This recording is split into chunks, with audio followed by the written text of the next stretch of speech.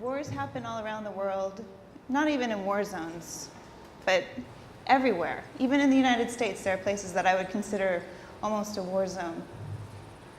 And people die from every side of every war, and it's heartbreaking in every way. And that's the stuff I cover. So I met this amazing woman. Her name is Hala. She's a prostitute. This is the reason why she does it. During war, prostitution goes up because a lot of men die. And especially in places like Iraq, where women can't support themselves in many other ways, they become prostitutes to support themselves and their families. So Hala was the first person to ask me a question that made me feel really stupid.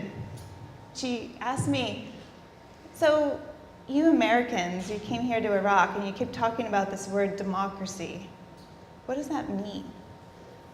And I was like, well, I guess it means like voting, and I guess it means representation of the people, and so the people are supposed to kind of be in charge of the whole country. And it made me embarrassed because it was my country that was going there trying to tell people that democracy is the answer, right? And we do this in lots of different countries. And in lots of different countries around the world, people are fighting for this word. And you know what she thought democracy meant? She thought democracy meant wealth, that we were going to make all Iraqis rich.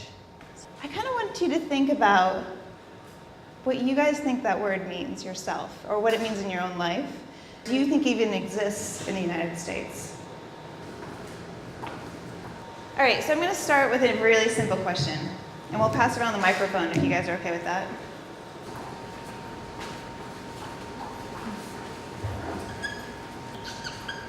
Okay, so what do you guys like about Memphis?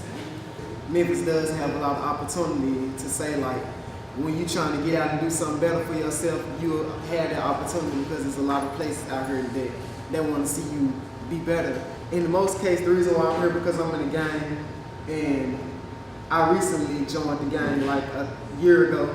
So the reason why I'm here is because they've given me the opportunity to stay out of the streets. That way I won't get in so much trouble if I wasn't in this room with all these good people right now. I probably wouldn't be here. I'd probably be somewhere else, dead probably, maybe. Who knows? So the next question I'm going to ask is, what do you think should change about your community? What do you wish could change? The murder rate? People with felonies to get a job, they should change. So someone who's coming back into society like you guys are, you think it should be easier for you guys to have a job, right? Well, I don't say it should be easier because they do have to learn to trust us again because we did mess up in life. But we gotta look at it though. Look at all the people just messing up. They just didn't get caught. There's some messing up now. They just ain't get caught. We just so happen to get caught. You know what I'm saying? But I don't feel we no different than other people. Once you gain their trust in us like Mr. Brown do, then we should have the opportunity to try again. And what kind of jobs? Giving somebody a job ain't gonna change his mind of being negative. They ain't gonna change the murder rate by giving him a job. Like, that's exactly where I'm going with all this too. And my next question is, how would you change all of these things? How do you individually think you can change any of these things? First, we gotta actually have a conversation. It's like a taboo in America to have conversations about like how to actually change something.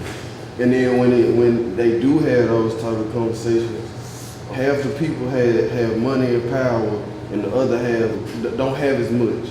It's frustrating to me. Like, how can you not see the systemic racism this country has against black folks? And people literally will argue with me about it's not real. How can it not be real? Most people in power, they family, they probably were already affluent and had money. Most of them probably don't know what it feels like being positive, but you still want us to be positive, but we live in this dangerous neighborhood, something almost like Iraq, something like that. You can't leave out the house without your gun. I'm not, so they don't understand. They just think it's just wild. The people with the money and the power, and the people that are engaged in the systemic racism, who are those people? Like, do you know their names? We really don't know. That's the problem. We can't have a conversation with them because we don't know who they is. Like, in America, only time you really see a black man and being a politician is when, they going to jail for killing somebody or, drug trafficking and all that. I literally had to sit and think, like, why? The only reason why people care about my story is because I got a green shirt on. Now, to me, that's crazy. But I'm glad that I could put this green shirt on so somebody would care about my story. So it's two ways. Another question I have, are any of you guys eligible to vote? None of you guys are. I wouldn't use it. You will be? Okay, that's right, you're young. Yeah. I mean, but because you guys were, what do you think about that? It really doesn't matter to me because I feel like this situation, they're still gonna do what they wanna do. I think they tell us we got the right to vote to make us feel important because it doesn't matter because I done watched repeatedly, like when they do it with the president situation. One minute is this, the next minute is this. So it really don't matter to me. I just hate that they took that power from us, Do most of you guys agree with that? You seem excited about being able to vote next year, right? From the presidential election, like I watched Donald Trump get it actually when he was in the election, him going against Hillary Clinton. And I do still want to vote because I know there is a big part of it, not just America, but everywhere. I want to know for myself if it actually mattered because I'm not in that higher level predicament. I'm not in that higher level situation to know. It's bad though. It's bad though. Like our ancestors actually died to get the right to vote, right?